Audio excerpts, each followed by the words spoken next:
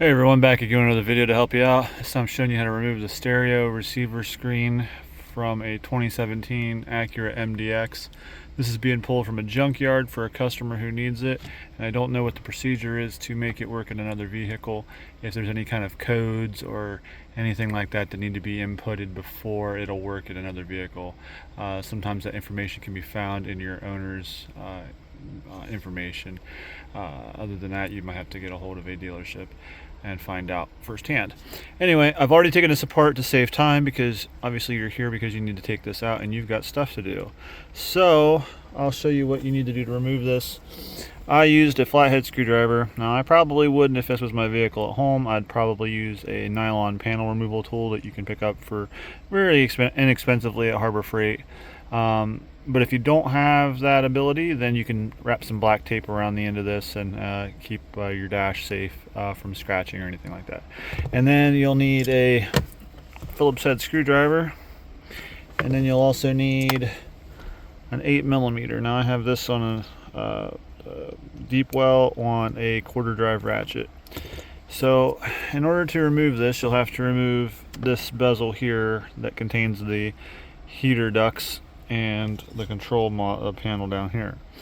I came in underneath the edge of the bottom here, so it'd be out of the way in case I would happen to scratch something.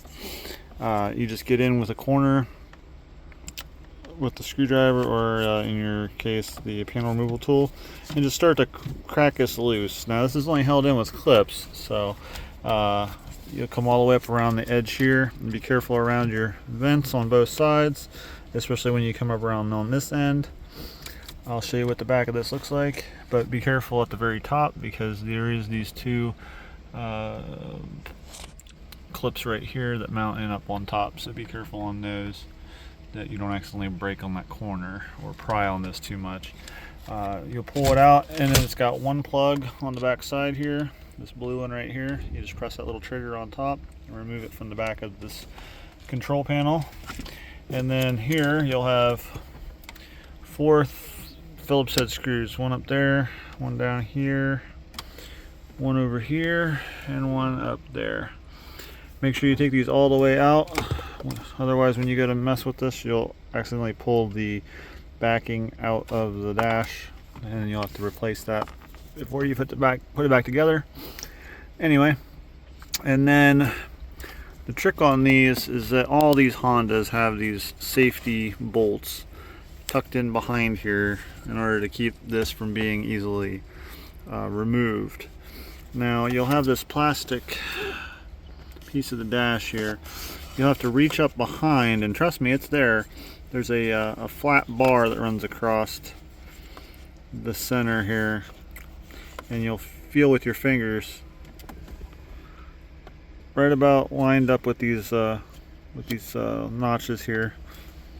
You'll find an 8mm pointing straight up, and another one right here pointing straight up. There's the two 8mm right here. I used the deep well so I could kind of get a little more distance down.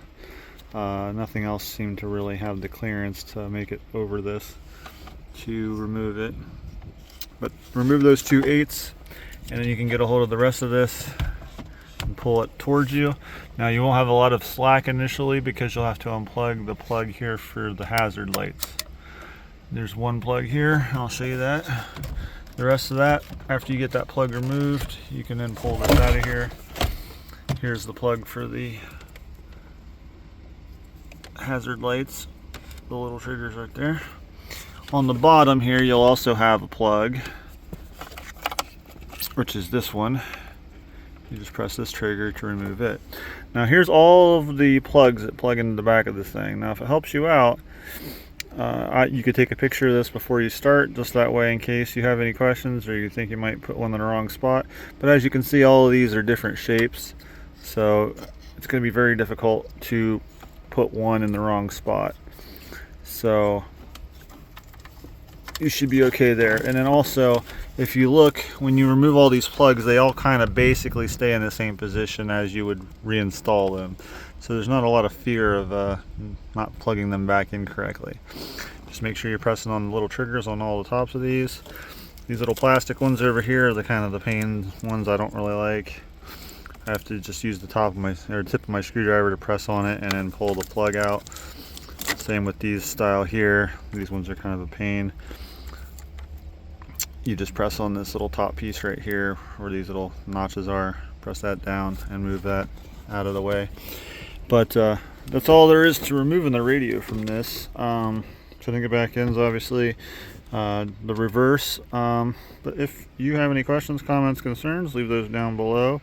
And if this helped you out, drop a like, subscribe, all those things that everybody tells you. Thanks for watching. See you next time.